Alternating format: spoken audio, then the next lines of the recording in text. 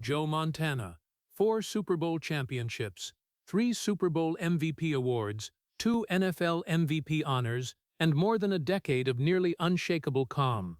A living monument who redefined what it means to be a quarterback in American football. From the immortal pass that Dwight Clark turned into the catch, to the breathless 92-yard drive in Super Bowl 23, he conquered the NFL's harshest stage with precision, discipline, and a steely nerve that seemed never to yield.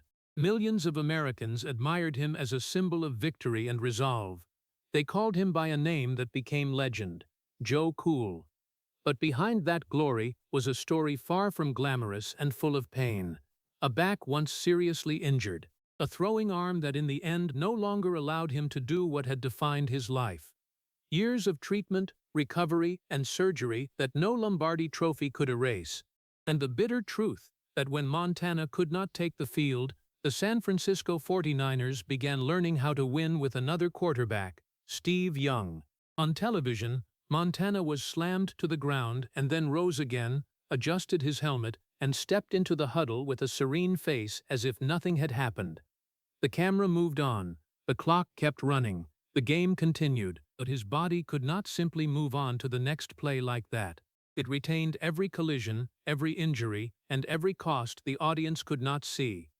Football gave Montana nearly every glory a quarterback could dream of, yet it also took away things that never appeared on the scoreboard. And now, at the age of 70, the old footage still keeps him forever young. The catch still happens. The 92-yard drive is still there.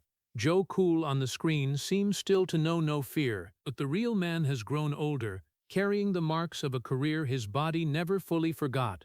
And as the clock of life continues to run with no timeouts left to call, one question remains. If Joe Cool was never truly a man who knew no pain, then how much pain did Joe Montana have to carry in silence to make all of America believe that nothing could shake him? Before we continue, please hit like and leave a heart as a small gesture of respect for Joe Montana. I'll mention this just once. I've gathered these unforgettable sports stories, trivia, and memories into a book called The Golden Age of Sports Trivia for Seniors. If it sounds like something you'd enjoy, the link is in the comments. The man who rose after countless hits that America only saw for a few seconds on the screen. Before America knew Joe Cool, before 4 Super Bowl rings and those late-game drives that left millions holding their breath, Joe Montana was simply a boy growing up in Pennsylvania in an ordinary family. There was no Hollywood-style broken childhood, no extreme poverty, or a tragedy written in advance. But in the home of Joe Sr. and Teresa Montana, there was discipline, family love, and a quiet competitive spirit gradually shaping the man he would become.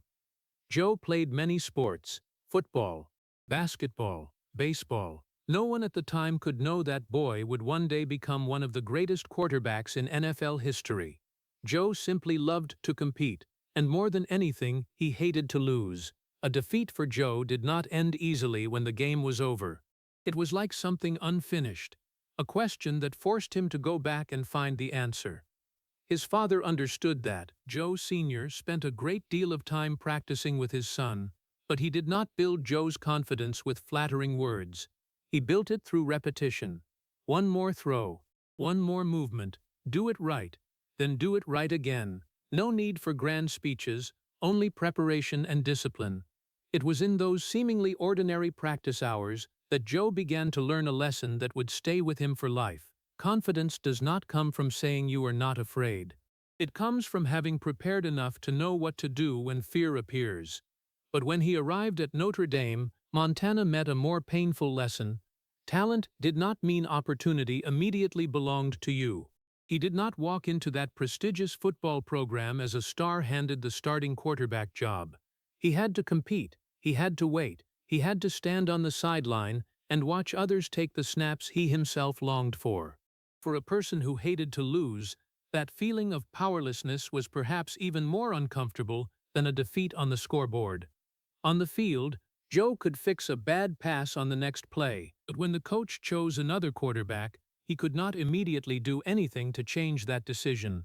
He could only prepare. There were days Joe practiced as if his name would be called, only to end up watching the game from the outside. There were times he did everything required of him, yet the opportunity still did not come, and it was there that an important part of Joe Montana began to form. He could not control the depth chart. He could not control the coach's decisions. He could not force opportunity to appear exactly when he wanted it. But he could control how he practiced the next day. He could learn the playbook more thoroughly. He could keep preparing so that if the door opened for only a few minutes, he would not waste it. Perhaps Joe Cool was not truly born under the Super Bowl lights. It began in the days almost no one saw, when Montana could not yet control the game and was forced to learn how to control himself. The less power he had over circumstances, the better he became at deciding his own reaction. And then opportunity would come. When it did, Joe Montana would do what became the hallmark of his entire life: step into a situation that seemed already lost, and refuse to accept that the story had to end the way others had predicted. The opportunity finally came, and Joe Montana began turning the minutes that seemed hopeless into the place where he was most dangerous. At Notre Dame, people gradually noticed something strange about the quarterback who did not have an imposing build or the strongest arm. When there was still plenty of time left in the game, Montana could look like a good quarterback. But when the clock was nearly out, the scoreboard had turned against them, and others began to believe everything was over, he became more frightening. That was when the nickname Comeback Kid began to mean something. Not because Montana always played perfectly, but because he rarely accepted that a game was finished just because everyone else thought so. The comebacks at Notre Dame taught him to look at difficulty play by play, yard by yard, second by second remaining, instead of letting the full weight of pressure crush him.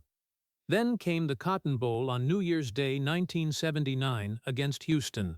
In the bitter cold, Notre Dame fell into a deep deficit, and Montana himself struggled with the weather conditions to the point that at one moment he had to leave the field. When he returned, the game seemed beyond reach, but that was exactly where Montana had learned how to survive. No need to think of a miracle, just the next play. Then one more play. Notre Dame gradually came back and finally won 35-34. People saw an extraordinary comeback. Montana learned another lesson that would stay with him throughout his career. When others see a gap that is too large, look at the next drive. When others see the clock nearly out, look at how many plays there is still time for. Pressure did not disappear. Joe simply learned not to let it control him. But football also has a cold way of reminding a player that what he did yesterday does not guarantee tomorrow. The 1979 NFL Draft arrived. Montana had won a national championship, had made comebacks that made people remember his name, yet the league still did not see him as a perfect quarterback. The first round passed. The second round passed. Other names kept being called. When the San Francisco 49ers finally selected Montana in the third round, pick 82-81 players had already been chosen ahead of the man who would later win 4 Super Bowls and 3 Super Bowl MVPs. Looking back, that number is almost hard to believe, but at the time those achievements did not yet exist. There was only a quarterback whom many thought was not big enough, not strong enough, and did not possess the physical tools that made scouts marvel. Once again, Montana had to wait for others to believe in him. San Francisco at that time was not yet an empire either. The 49ers were looking for a way back, and there Montana met Bill Walsh. Walsh saw the things hard to measure with a ruler: timing, accuracy, composure, and the ability to make decisions quickly. The offensive system Walsh built, later tied to the West Coast offense, relied heavily on short and intermediate accurate passes, route timing, and the quarterback knowing where the ball needed to go before pressure could arrive. It did not need the man who could throw farthest. It needed the man who understood the right moment. And that was almost the language Montana had spent a lifetime preparing to speak. But he still did not walk straight into the starting job. He had to learn, had to compete, had to sit behind others and earn every bit of the coaching staff's trust. The NFL was faster, more violent than college. A decision half a second late could become a sack. A late pass could become an interception. But snap by snap, Montana moved closer to the position he had been waiting for. By the 1981 season, San Francisco stood at the door of the Super Bowl. Facing them were the Dallas Cowboys, the symbol of NFC power. Late in the game, the 49ers were trailing. The clock was running down. Montana led the offense down the field. Near the goal line, he took the snap, dropped back, then rolled to the right as the Dallas defense charged.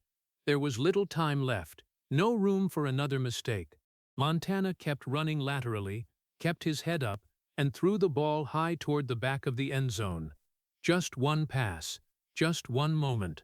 But when the ball left Joe Montana's hand, the man who had watched 81 names called ahead of him was about to step into a moment that would ensure his name would never be forgotten. The ball left Joe Montana's hand and sailed into the air above Candlestick Park in a moment when no one on the field could predict what would happen next. The Dallas Cowboys were tightening every gap. Time was nearly gone, and the San Francisco 49ers stood on the verge of elimination. Montana rolled to the right, stretching the play for a few more vital beats. Then, as the defense closed in, he threw the pass toward the back of the end zone. No one knew whether it was a desperate decision or a moment of absolute precision. Dwight Clark leaped as high as he could, both hands outstretched, his fingertips touching the ball and holding it in midair. Touchdown. Candlestick Park exploded in frenzy. San Francisco led 28-27. Dallas still had time, but the 49ers held on for the victory. And a franchise that had been searching for its identity had just crossed a threshold from which there was no return. That moment was called the catch. Dwight Clark's name was etched into history. But at the other end of the throw was Joe Montana, the third-round quarterback, who had been selected after 81 other names on draft day. He did not celebrate like a man who had just created a legend. He simply stood up, looked at the scoreboard, then returned to the next task, as if it were just another play in a sequence of duties. That was exactly what made America begin to see him differently. Not because Montana did not feel pressure, but because pressure seemed not to change him.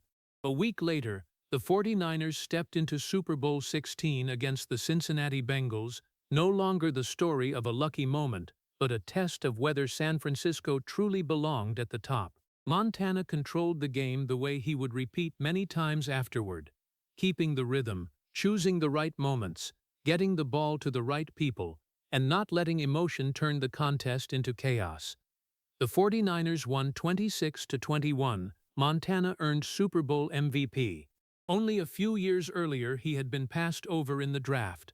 Now he stood on the victory podium with the Lombardi Trophy in his hands. A city had a new king, a team had a new face, and America began to have a new symbol to believe in: Joe Cool. That name was almost too perfect.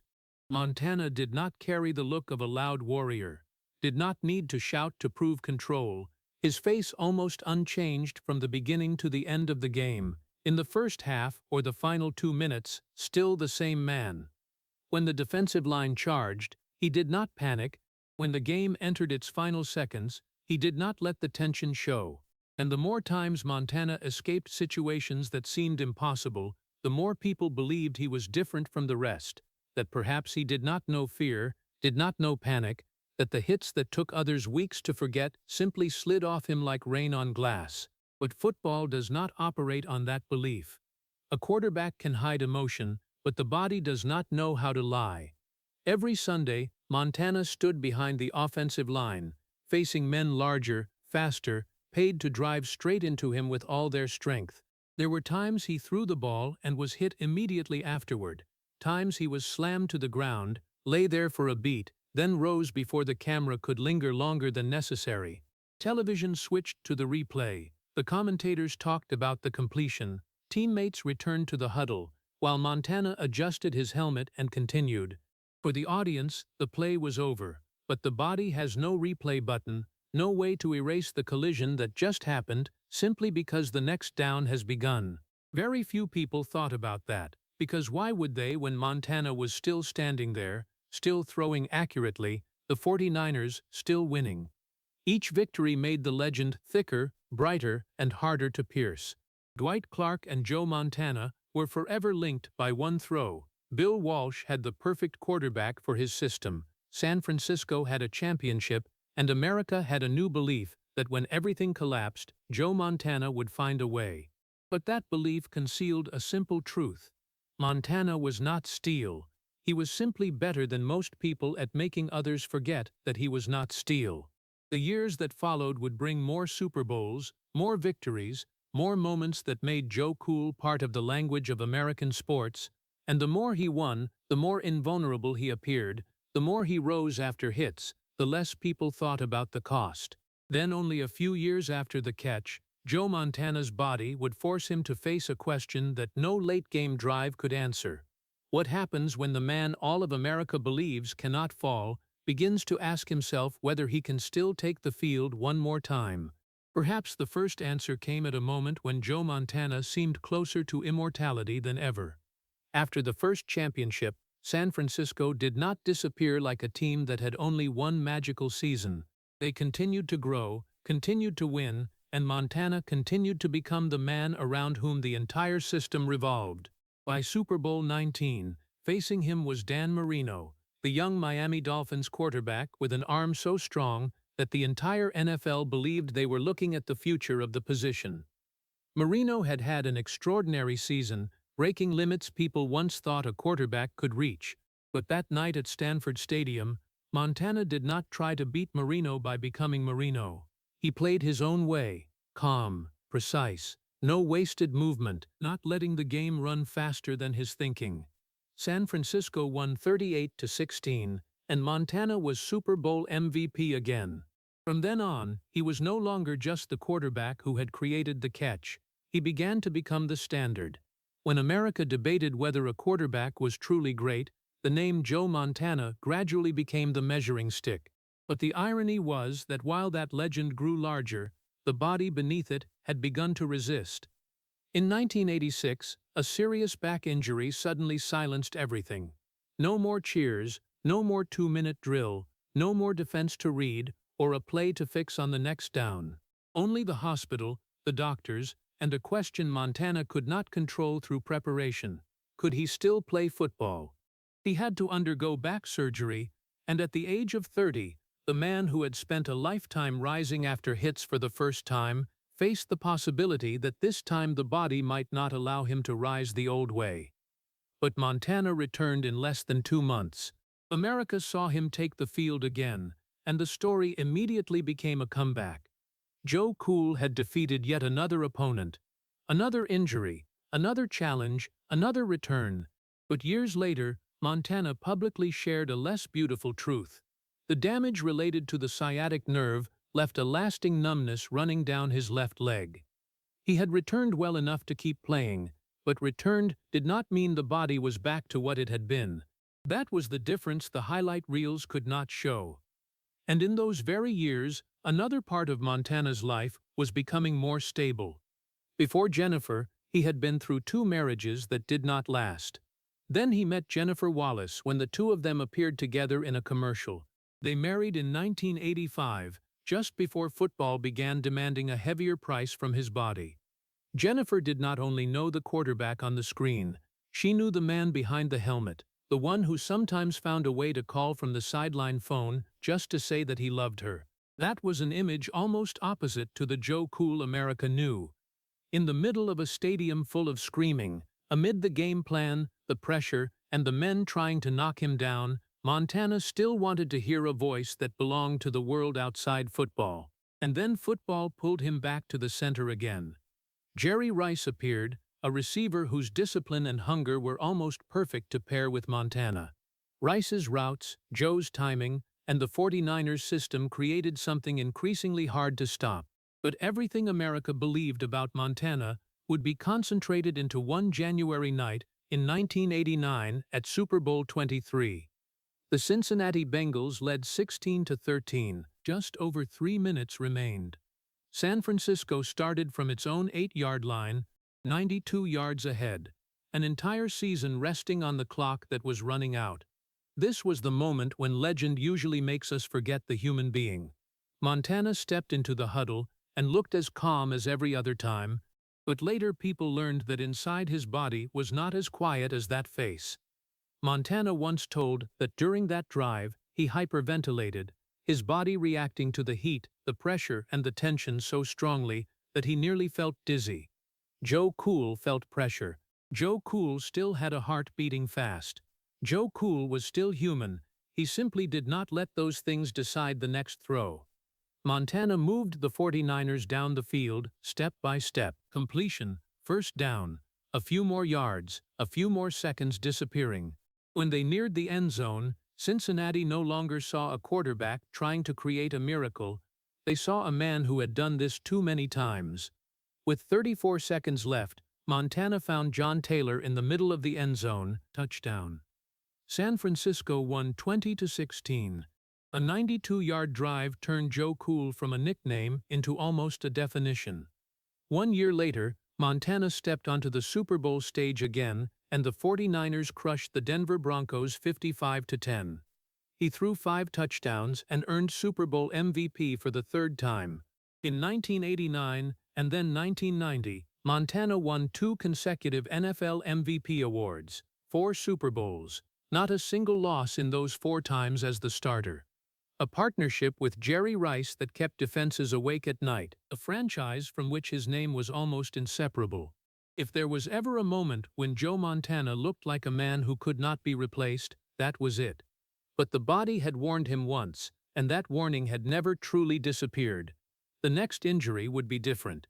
It would not only raise the question of whether Joe Montana could still throw the ball, it would create a gap long enough for another man to step into the huddle, take hold of his team, and begin to prove that San Francisco could win without Joe Montana standing at the center anymore.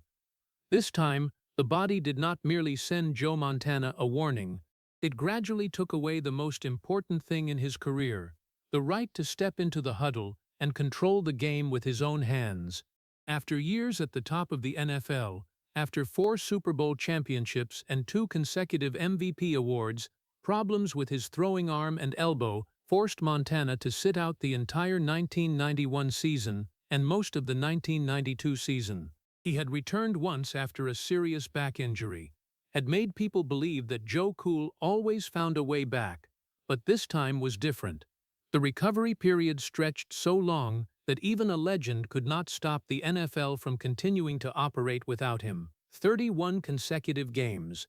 The number sounds ordinary on paper, but for a quarterback who had been the center of the San Francisco 49ers for more than a decade, that was 31 times the team stepped into a game without needing him. 31 times another man stood in the huddle. 31 times Montana could not do what had become as natural as breathing. Take the ball, read the defense, decide, and take responsibility for the result. In the recovery room, the body progressed at its own pace, but the NFL did not wait. And the man who stepped into that gap was Steve Young. If Young had only played well enough to keep the team stable, the story might have been simpler. But he did not. He played well, very well. He ran the offense in his own way, with speed, the ability to escape pressure, and undeniable talent. Every win by Young was further proof that the 49ers did not necessarily have to wait for Montana to return. That is the most ruthless part of professional sports. No one needs to hate you in order to replace you. No one needs to betray you. Sometimes, all it takes is that you cannot take the field long enough, and the person replacing you is good enough to keep the position. Steve Young was not the villain. He was also a competitor, had also waited for his chance, and also understood that an NFL career does not last forever. Montana wanted to return because it was his team. Young wanted to play because it was his opportunity. And the 49ers stood between 2 men, but could choose only one. For Montana, that was a completely new form of powerlessness. Throughout his career, he had always solved problems by acting.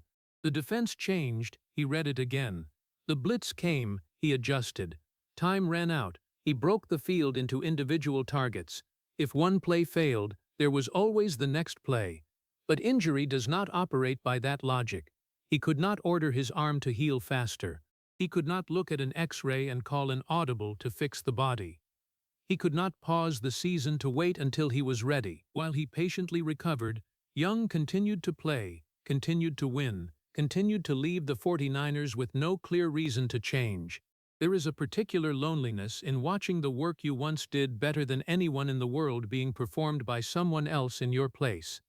Montana was no longer a rookie waiting for a chance at Notre Dame. He was Joe Montana. 4 rings already belonged to history. The catch had happened. The 92-yard drive had been written into NFL memory, but none of those things could step into the huddle in his place on Sunday. Football has a cold rule. Legacy protects a name, but it does not guarantee the next snap. Montana continued to recover, day after day, month after month, waiting for the arm to be strong enough to do again what the whole country once thought he would do forever. By the end of the 1992 season, he returned to the field. That should have been a moment of triumph. After everything, Joe Cool put the helmet on again, stood behind the center again, held the ball in his hands again, and he could still play. That was the important thing. But right after that joy came an unavoidable truth. Returning to the field did not mean returning to the past. Steve Young was no longer a placeholder. The 49ers were no longer a team waiting. 2 seasons of absence had changed everything that no surgery could repair. The old order had been broken. And for the first time, the biggest question was no longer whether Montana was healthy enough to throw the ball. He had proven that he could. The question now was much harder. After everything Joe Montana had given San Francisco, when the future forced the team to choose between the legend who had brought them 4 championships and the younger man who was proving that he too could win, whom would the 49ers place their trust in? The answer came in the most painful way for a man who had spent an entire career believing that if he prepared well enough, fought long enough, and proved enough, the final opportunity would eventually belong to him. The San Francisco 49ers faced a choice that was not simple at all. On one side was Joe Montana, the man who had brought 4 Super Bowl championships, 3 Super Bowl MVPs, and the moments that changed the franchise's history.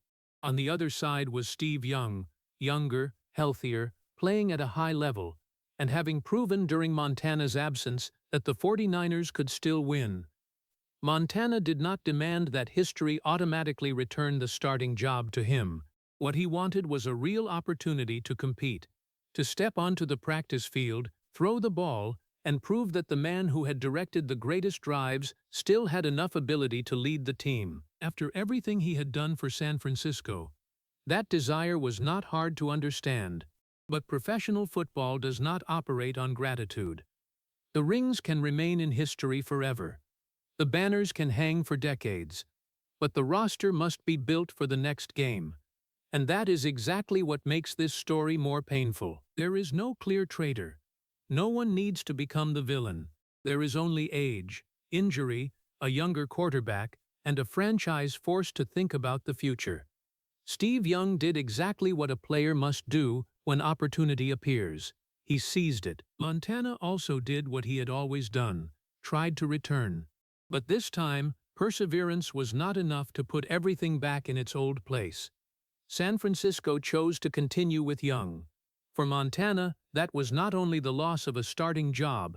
The 49ers were the place where pick 82 became Joe Montana. The place where Bill Walsh saw the qualities others overlooked. The place where Dwight Clark leaped to catch the pass that changed the entire franchise. The place where Jerry Rice ran the routes that Montana seemed to know in advance when the opening would appear. The place where 4 Lombardi trophies turned a team into a dynasty and a quarterback into a symbol of America. The red and gold had become so attached to Montana that it was hard to imagine him in any other uniform. But sports does not promise that a legend will be allowed to finish the story in the very place where he became a legend. Montana had once defeated situations that seemed impossible, but there was no 2-minute drive to reclaim the years lost to injury. No audible that could make him younger. No timeout that could force the franchise to wait. In the end, the paths of Montana and San Francisco had to separate. He was traded to Kansas City. For many fans, the mere image of number 16 wearing a different color already carried the feeling that something was not right. The quarterback who had once brought San Francisco to the top now had to leave the place where nearly all the most beautiful memories of his career had been created. But no one could take from Montana the catch, the 4 Super Bowls, or the days when Candlestick Park believed that as long as he still stood in the huddle, the game was not over. What he lost was something more subtle. The right to close out his career in the very place where he had written the greatest part of it. Joe Montana had once brought San Francisco home time after time. Now, he himself had to leave that professional home. The destination was Kansas City, and there, a final question was waiting for him. If you take San Francisco away from Joe Montana, is Joe Montana still Joe Montana? Kansas City could not give Joe Montana back the years lost in San Francisco, but it could give him something he still needed, the chance to step into the huddle and decide for himself how much of Joe Montana was left. When he arrived with the Chiefs, he wore a different color, walked into a different locker room, and carried a body that no longer resembled the quarterback who had once dominated the Super Bowl. But one thing had not disappeared: the need to compete. In Kansas City, Montana no longer had to live every day with the question of who was the real quarterback of the 49ers. No more Montana or Young. No more past standing beside every snap, only football. And beside him was Marcus Allen, another star also looking for a way to prove that a career does not end simply because the old team has decided to move on. The Chiefs did not need Montana to become the 1989 version. They only needed him still calm enough, accurate enough, and knowledgeable enough about the game to take a team farther. The 1993 season answered that question. Montana no longer threw with the freedom of youth, but he still read the defense, still managed the game, and still had the ability to make an offense believe that if there was still time, then hope was not gone. Kansas City advanced through the playoffs and reached the AFC Championship Game. Not with Bill Walsh, not with Jerry Rice, not in the red and gold of San Francisco. That was proof that what made Joe Montana had never belonged only to one system. He had carried it with him. But Kansas City was also not a perfect fairy tale. The Chiefs did not win a Super Bowl. Montana's body still carried limits that willpower could not erase. And then came the 1994 season, a game that almost no one could watch without thinking of the past. Kansas City against San Francisco. On one side was Montana, on the other side was Steve Young. The press could call it revenge. Fans could want to turn it into a judgment of who was right and who was wrong. But for Montana, the deeper meaning was perhaps simpler. He could still stand there. He could still compete. He could still look at the defense and trust his arm. Kansas City won 24-17. Montana threw 2 touchdowns. But a victory over the old team could not make him younger. It could not erase the injury years. It could not take him back to the Candlestick Park of the days when 4 Super Bowls still lay ahead. And perhaps Montana understood that more clearly than anyone. After the 1994 season, he decided to stop. There was no 5th ring. There was no final Super Bowl to turn the ending into a perfect story. There was only a quarterback who finally accepted that every comeback must have a last one. But Kansas City had given him something more important than a beautiful ending: the chance to prove that Joe Montana was still Joe Montana even when San Francisco was no longer around him. That legend did not belong only to Bill Walsh. It did not belong only to Jerry Rice. It did not belong only to one city. And when Montana left the field for the last time, he did not carry a 5th championship with him. He carried the answer that what made America believe in Joe Cool had never resided only in the color of the jersey he wore. Football had stopped, but Joe Montana's body could not simply close one chapter and turn to a new page. The collisions, the years of playing, and the attempts to return continued to be present in small but persistent ways.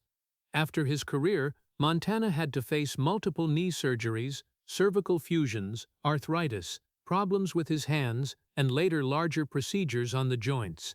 Those things did not remain only in medical records. They changed the way a man who had once lived by movement had to live with his own body. Basketball, the sport he had once loved, was no longer as easy as before. Running also became limited. Even golf, where there were no longer defensive linemen charging from every direction, was affected by a body that had carried too much history. That is the least glamorous part of a great career. When the stadium has gone quiet, the marks of Sunday afternoon are still in every step. But life after football also brought Montana closer again to the things his career had once forced him to leave behind. Jennifer was still by his side. Their 4 children grew up, carrying a last name that America already knew too well. 2 of the sons continued to play college football, not to become copies of their father, but as another part of a family through which this game had passed for generations. Then in 2020, in a frightening incident at home, Joe and Jennifer had to protect their young grandchild from a stranger. There was no huddle, no playbook, no scoreboard, only family. And perhaps that was the moment when the man who had spent a lifetime protecting an advantage on the field understood more clearly than ever what was truly worth protecting. But time continued to take away the things no one can keep forever. Dwight Clark, the man forever linked to Joe Montana by the catch, died in 2018. That moment still runs on the screen as if it has never aged.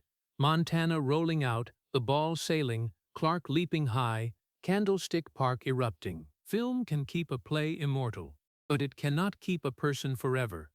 And as Joe Montana entered the age of 70, the question was no longer how many games he had won or how many touchdowns he had thrown. The deeper question was, after the body changed, teammates departed, and time took away what once seemed permanent, what in Joe Montana truly remains intact. At the age of 70, what remains in the story of Joe Montana is not a dark secret or a collapse that America never knew. What remains is a truth that is sadder and also far more beautiful. The man called Joe Cool was never truly invincible. He simply learned to live as if pain, pressure, and fear had no right to decide what he would do next. Jennifer is still there. The family is still there. The Hall of Fame still holds his name. The 4 Super Bowl championships still cannot be erased. The catch still flies across the screen. The 92-yard drive in Super Bowl 23 still makes those who witnessed it remember the feeling of an entire season resting on the final seconds. San Francisco still sees Montana as an inseparable part of its history. And Kansas City still remembers the quarterback who arrived when a career seemed to be closing and proved that he still had enough left to lead. But there are things that are no longer there. Youth is gone. The intact body is gone. The starting job that once seemed to belong to him forever has long since become a memory. Some teammates from the glory years have departed, and no one, not even Joe Montana, can return to the era when every Sunday all of America waited to see what number 16 would do when the clock showed only a few minutes left. Perhaps that is the way Joe Cool should be understood. Not a man who knew no pain, not a man who knew no fear, not a quarterback whose heart beat slower than everyone else's, but a man who felt those very human things yet remained clear-headed enough to read the defense, trust the preparation, and execute the next throw correctly. Throughout his career, Montana was famous for beating the game clock. He watched the numbers run down and still found another drive, another completion, another chance. But at the age of 70, there is a clock that no quarterback can control. There is no timeout for time, no audible for age, no comeback that can take a human being back to the age of 30. And that is exactly why America should honor Joe Montana, not only for the rings. His greatness never lay in the fact that he was never hurt. It lay in the fact that after the injuries, the loss of position, the departure from San Francisco, the surgeries, the losses, and the years, he still kept the dignity, the family, and the calm that made an entire generation believe that as long as Joe Montana was still standing there, the game was not over. What makes the story of Joe Montana heartbreaking is not that he failed, but that he won so much that all of America once believed he was almost impossible to hurt. The catch, the 92-yard drive in Super Bowl 23, the 4 rings, and the image of Joe Cool made Montana a symbol of absolute calm. But behind that was a body that had to pay the price. The back injury, the nerve damage, the throwing arm that forced him to miss 31 consecutive games, And then the painful moment when Steve Young proved that the 49ers could still win without him. Even more poignant, Montana also had to leave San Francisco itself, the place that had turned Pick 82 into a legend. But he did not let bitterness define the rest of his life. He went to Kansas City, continued to compete, and then after football returned to Jennifer, the children, the family, and values more lasting than the scoreboard. For Americans today, the lesson from Montana is clear. Success does not mean avoiding pain, and dignity is not measured by whether we have never been replaced or never failed. It is measured by how we respond when the body weakens, when time takes away what once belonged to us, and when life forces us to step into a new chapter. Joe Montana deserves to be honored not only because he once won, but because after everything, he still kept the calm, the gratitude, and the ability to keep moving forward. If the story of Joe Montana makes you cherish more deeply the strength of a person who still keeps dignity when glory, youth, and the days of brilliance gradually recede behind, please hit like and subscribe to the channel so that together we can continue to honor those legends who paid a silent price for greatness. Thank you for staying with us until the final seconds, and we look forward to seeing you again in the next video, where we will continue to explore the real person behind the names that America once believed nothing could bring down.